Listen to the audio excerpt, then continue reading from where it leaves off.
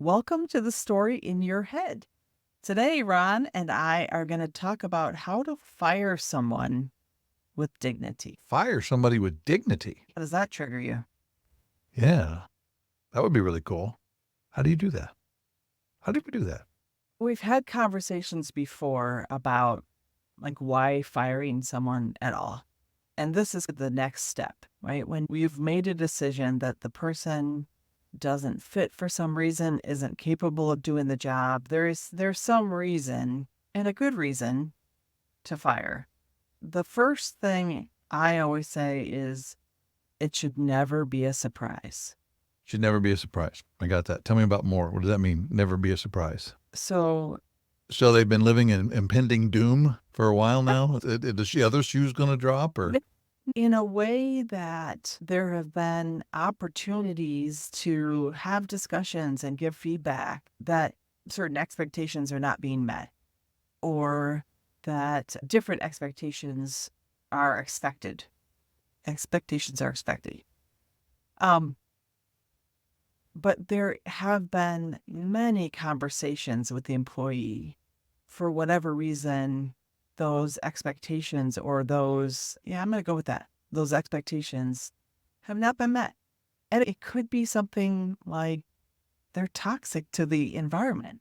I've seen that where. what do you mean by toxic? They're toxic to the environment because they're not toxic. They're not toxic. They don't come in and people get poisoned. But what does that mean to you when you say they're toxic? The way I notice that is when someone comes in that really does not want to be there, that wants to blame everybody else for their situation, doesn't want to take responsibility, and doesn't produce the moods required for others to coordinate, collaborate with that person, it can be toxic. Thanks. I hold toxic is a different word for it. Is they're contagious. Good. Tell me more Right. about So that. they come in with their mood, and before long, you notice other people who used to like to be there don't like to be there anymore. Mhm. So their mood is contagious. Their way of being is contagious. They are affecting other people around them adversely. And I love the saying that it should never be a surprise. I really value, and the term that some people use is like a performance improvement plan. If somebody doesn't want to be there or they're not performing, they're not meeting the expectations in that space, like to come to them with a performance improvement plan and we value you. You're a good person, but you're not meeting the expectations of this job, either like the mood expectations or the production expectations or the whatever the stories are we have, right? And we say, here's the plan, and you sit down and design it together. Like you don't say, here's your performance improvement plan. There you go. You go do that and you'll be fine. Because they'll do that and then they'll go right back to where they were. So it's like they have a space, right? And my success rate with performance improvement plans is around 80%. 4 out of 5 people that go through a performance improvement plan that we design together stay because they really wanted to be there. They just, whatever their story was. And so then it's not a surprise. Like they know that this is a space. And I always have a stand that performance improvement plans disappear after 3 years. You have it in their files, and they're over there in their files. Okay. And I just tell them, hey, there's a date on there that says that if you're back and doing great and there's all this other stuff, we'll just take it out and throw it away. Like, and then you're starting over again. You clean slate. Because I want them to know that we believe in them and they can improve their performance and their way of being and all that kinds of stuff. So that's not how you fire somebody with dignity. That's how you treat somebody with dignity. And then there are those who you have to fire because they don't want to be there.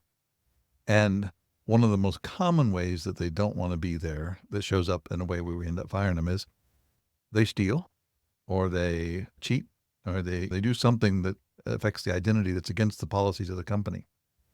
And in the policy of the company, you say, if you do this one time, you're out. So they read it and they signed it and they know that. And you catch them and then they go. And it's only a very sad day. Normally the people that do that, they always occurred before the moment that you knew that they were going to do that. They were really good employees. Like they were really good. And it's a sad day. You go, yeah, but I got to let you go. I can't let you get away with it. So that's one example. The next one is like, how do you let somebody go that really doesn't want to be there, but they're too scared to quit, right? But how do you, one of the stories is like, if you go to apply for a job, they want to find out, do you have a job now? And if you say, no, they go, oh, what's wrong with you? Like, why are you unemployed? And there's a whole story they don't want to get into. So they go, I don't want to quit. But they also don't want to go out into the world and find a job. Like, it's scary. It really is scary, but they don't want to be here. It's interesting you brought up that exact example because that's the one I was thinking about of several times as I was managing others that would come up. And when there's an agreement, like both of us agree that person doesn't want to be there and that it's not a good fit, to give time for them to go look for something else. And in a way, you can think about request that employees give 2 weeks notice when they're going to leave. And in my eyes, there is nothing wrong with giving space for someone to go find out something that's better for them. I care about that person and I care about them being able to take care of their concerns. And there's nothing wrong with saying, you can say you're still employed. You are still employed here, but it's going to end at a certain date. And so this is your opportunity to go out and find something else while you're still employed.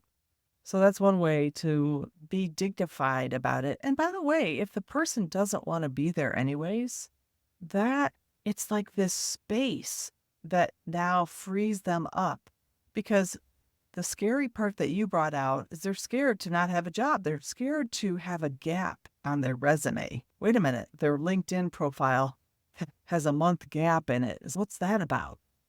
And they don't have to be scared about that.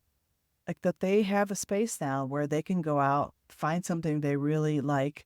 And in some cases, when I worked in businesses, especially in good hiring times where it was pretty easy to find a job, in some cases it wasn't so easy. And there is a certain timeline where you have to say, okay, we've got to sever this relationship, or we invite you to go work somewhere else. So there's a couple things that are coming forth for me.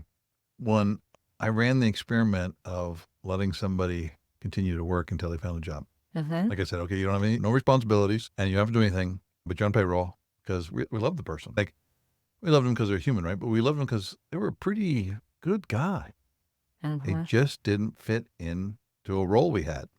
And the role that they did have, like, he couldn't continue to do it. He had to get somebody else in there that would actually do it. And so for about 6 to 8 weeks, somewhere in there, they stayed on a payroll. They'd come into office. I said, you can't pay you if you don't show up, but you can work on whatever you want to work on to go find yourself another job. And I bumped into them, like they found a job, they went off, they did that, and they came back. They didn't come back. I bumped into them at a place we used to go after work. On Thursdays, we go and hang out, and there he was. And so I go, so how was that, man? He goes, that was the most miserable 6 weeks of my life. Really? Because he didn't belong. He didn't have anything to contribute. He didn't have anybody to talk to about anything. There was no concerns to be taken care of. There was nothing. And since that time, when I had a conversation with him about that, it's always been, okay, you can be on payroll. We'll give you 3 weeks or whatever, Mm-hmm. right? And you go out and find a job, but don't come in. Like, go focus 100% on that space Exactly. and don't get around here. And you're gone, and go get yourself a job, because it was undignified. He was still showing up, and I was worried somebody in HR payroll would say, where's this guy at? He's not at work, and he's not doing this. He's not on vacation or whatever that is. And it didn't matter. You're helping them leave. That's the nice case where he was looking for it and all that's fine. Sometimes they don't have the courage to go look until somebody says, you're gone, right? And doing that with dignity is, we do everything we can to help them. We put them on a performance improvement plan that they create with us. We monitor them as they go through the performance improvement plan. And when we get to the end of that time and they haven't met it, and it's clear they don't want to go, don't want to be there, and they also don't want to leave, then it's our last chance to help them by giving them, what do you call that significant emotional event Yeah. where they go, oh, I'm out the door, right? And you can go start someplace else, but you can't continue here. And I've had those people who we did the very same thing with, this very process, who that was a significant emotional event where it gave them an opportunity to change their whole future, to rewrite it. In fact, one of them said, at the moment you did that, I didn't like you, I didn't want to be around you, and I hated you. Huh? And he goes, but after about 3 weeks, like I started to center on, this is a new opportunity for me. This is where I can be. I didn't want to be there anyway. And then later on, he actually called to apologize and say, I was probably pretty much a jerk. Like I wasn't doing my job, and I was entitled to my space, and I got this new job, and I love it, and all those stories, right? So it is our last opportunity to help somebody, right? And that's the story I hold for myself. Letting Uh-huh. them go when they don't want to be here, but they don't want to quit. That's the last chance we have to help them live a good life. Yeah, because what does it feel like coming to work every day, knowing you don't want to be there, you don't want to contribute, and you're not contributing? That's awful. It's got to be like thinking that at any moment now somebody's going to find out that you're a fraud, Mm. Mm-hmm. right? Like you're a fraud. And so you live in that fear all the time that somebody's going to find you out, and then you're going to be like embarrassed or ashamed or whatever that is, versus being in a space where you go, this is not where I want to be. I want to give my notice and I'm out, and I'm going to go find someplace I want to be. And it's much more dignified to be in that world than it is to stay in a job that you hate. And because you hate it, nobody really wants to be around you anyway. So you're all by yourself in this job space, right? Yeah. It's the part about how you fire them with dignity so they have dignity. And there's also the part of, as the person who's doing these actions, to take care of your own dignity because you're letting somebody go. Take care of your own dignity. Mm-hmm. Like you are helping them by firing them versus to say, I don't want to fire them. I don't want to be the evil guy, the evil girl that fired somebody. That's not who I want to be in life. And there's a story you can make up that can prevent you from actually doing what would be best for the team. And even if you go do the action, you could still be hard on yourself long Mm-hmm. after that time because you go, I fired that person. I can't believe I hurt his family. I hurt him. I hurt her. The kids, all that stuff. You can be in that space in the story. So part of it is creating your own dignity as you're taking care of the team. And the thing that you can lose sight of is everybody's watching how you do this. And they're going to make an assessment of this is a good place to be or this is not a good place to be based on how you fire them. And if they say they took care of their dignity, this is a better place now, and they're in a better place, they'll want to stay. If you fire them in a way that's undignified, they'll start looking because they can easily make up the story. I'm next. And I got to get out of here before they decide I'm the one that's going to be fired. It's interesting you brought this up because I used to have something called a fail file. Okay. And that was my fail file was a file of all the people that I let go. And my narrative I would speak that I would prepare in advance because, by the way, as nervous as you are as someone being let go, you're so nervous also for all the reasons you brought up before. Wait, it's going to impact their family, it's going to impact them. And I was pretty hard on myself because of that fail file. And the reason I called it a fail file is that I felt I had not opened up a space for them to want to be there, to want to contribute. And what I realized later is I could open up space, but it was their responsibility to move into it. And so I used to be hard on myself about that until I realized more about that was their opportunity to take responsibility for instead of my failure. I appreciate that. And did you create the space for them to step into? And that part's yours. But the part about whether they step into that space, you can't do that for someone. You can want it more than they want it, but you can't get them to step in. And there's a danger in the wanting it more than they want it, because every action that happens can have many interpretations. And if you want it more than they do, every action that happens, you'll make up. There it is. There's the proof they want it. They're stepping into it, right? They're into it. They're into it, Yeah. right? And then 4 days later, you go, oh God, no, they're not. Wait, no, now they are. Now they're stepping in. They're okay. This is it. They're going to go. It's great. And it's just us making up interpretations based on what we want versus what they want. If they don't want it, my gosh, my stand is let them go. Let them go chase their Mm. dreams. Go find their place where they fit in. It seems Go. to me a bit like holding someone hostage. That's a great narrative to tell yourself, like a story to tell yourself. Oh, I don't want to hold anybody hostage. I don't want to hold anybody hostage. And then that will shape how you act with people. It's really cool. I like that one. That's really cool. You've had a few examples. I don't want to call it an opportunity because every time you let someone go, it is hard. It's hard on both sides. And I don't know. I don't know if people always think of it that way. What, Um, firing people is hard? but when you care about someone, it is hard. I care about everyone who works in the business. That's a standard. I care about them. It used to be a lot harder, like a significant emotional hit for me to fire somebody. And I Mhm. started doing it when I was like, I don't know, 24, 25. The first job we talked about in the other podcast, I was a project manager and 25 and everybody else was older than me. And firing, and it was like, oh my gosh, I was like shaking, like I just like getting ready for like some huge event. And it just let's fire two people. And of which they got to choose whether they get fired or not. And they chose to be fired. So I go, okay, you're fired. And then I fired enough people. I don't know. It's like enough, like I meet a criteria or something like I fired enough that I begin to refine my stories about why I'm doing it.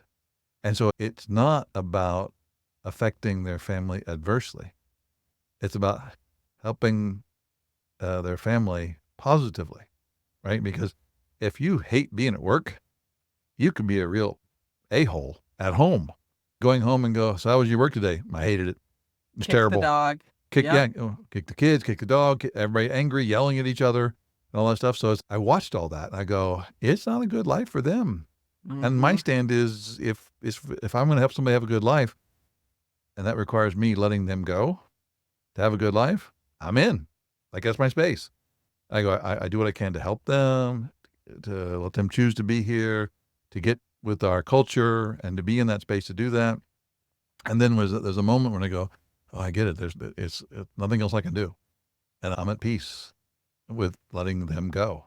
And I actually got investigated because we had let so many people go. Right, like it was when you inherit an organization of 200-300 people, right? Like you inherit it, like you get this new job, right?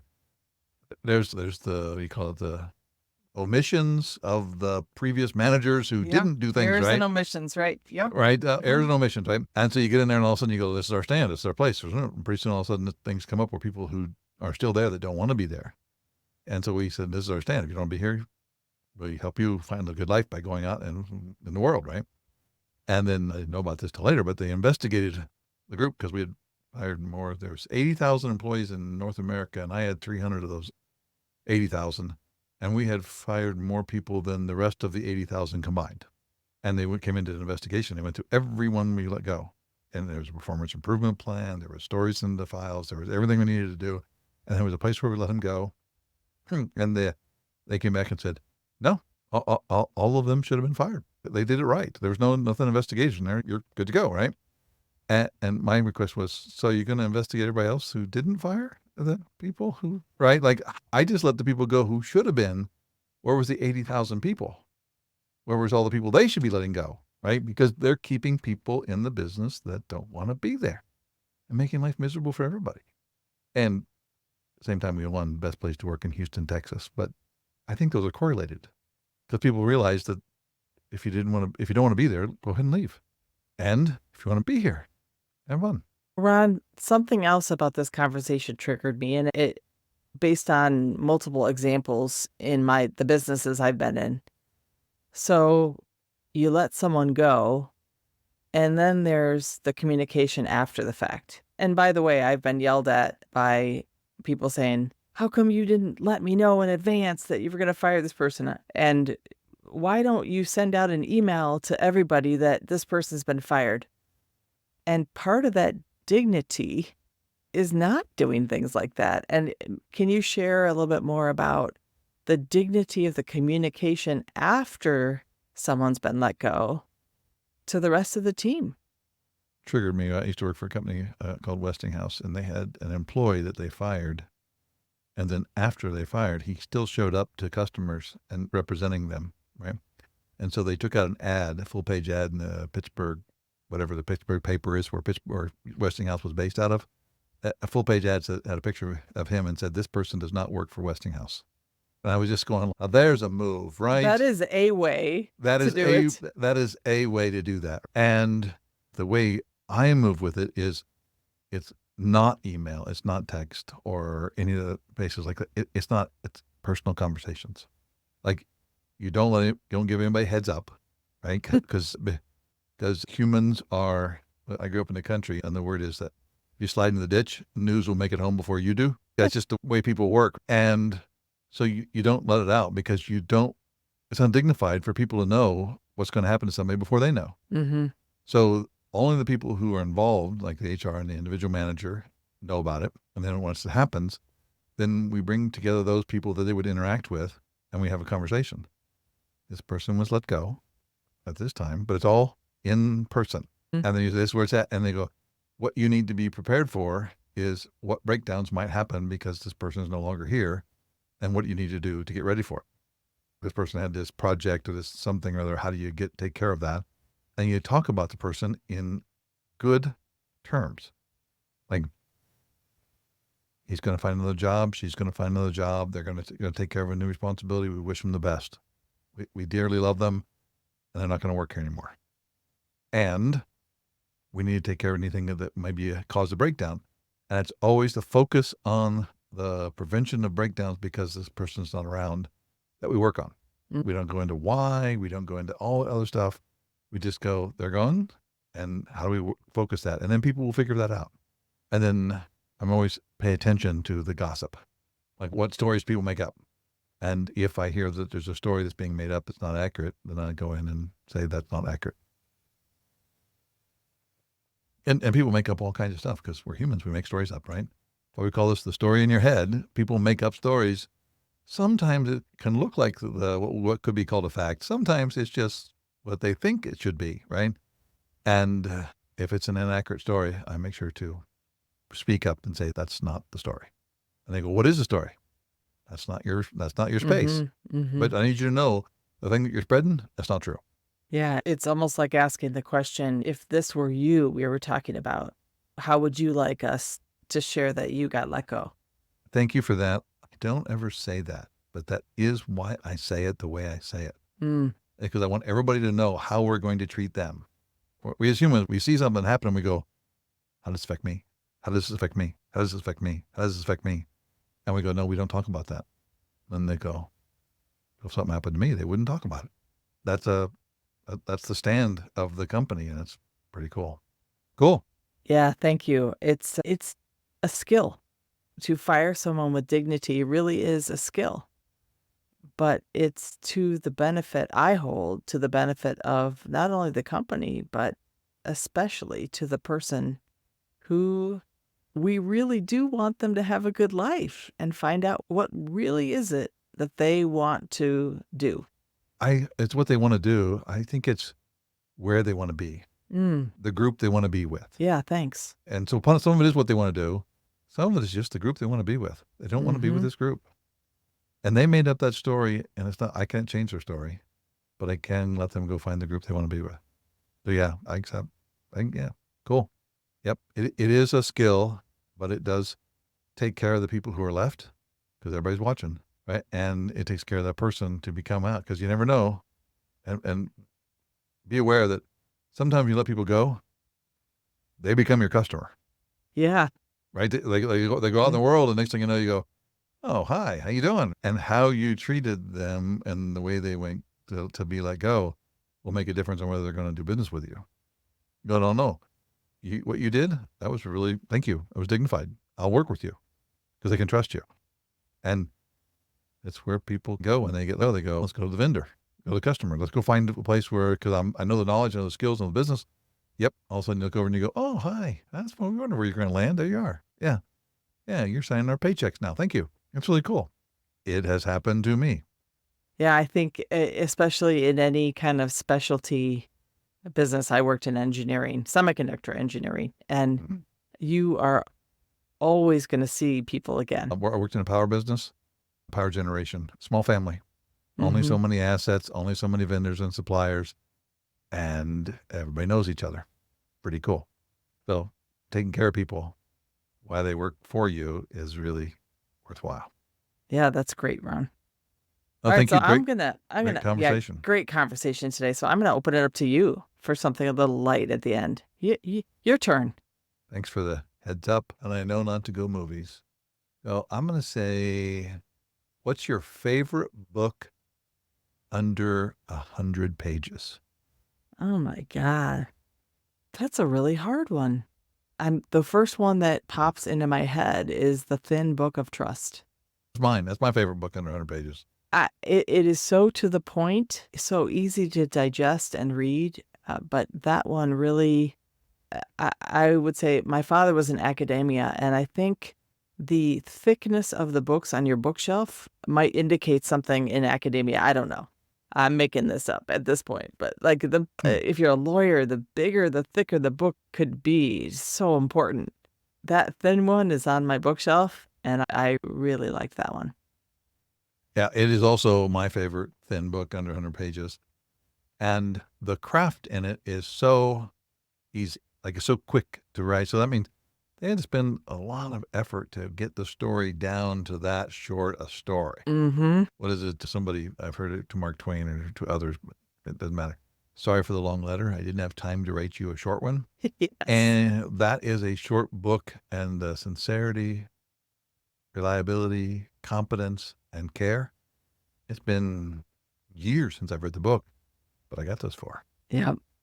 I You got them remember ready, it. ready at hand because it's so well crafted and so easy to read. So I accept. That's a great book. Great book. Thank you. Thank you, Ron. So now is the opportunity for us to think about the key point or a key takeaway that we can use. Okay. And I'm really thinking about in a dignified manner is for both of you, right? It's for both of us.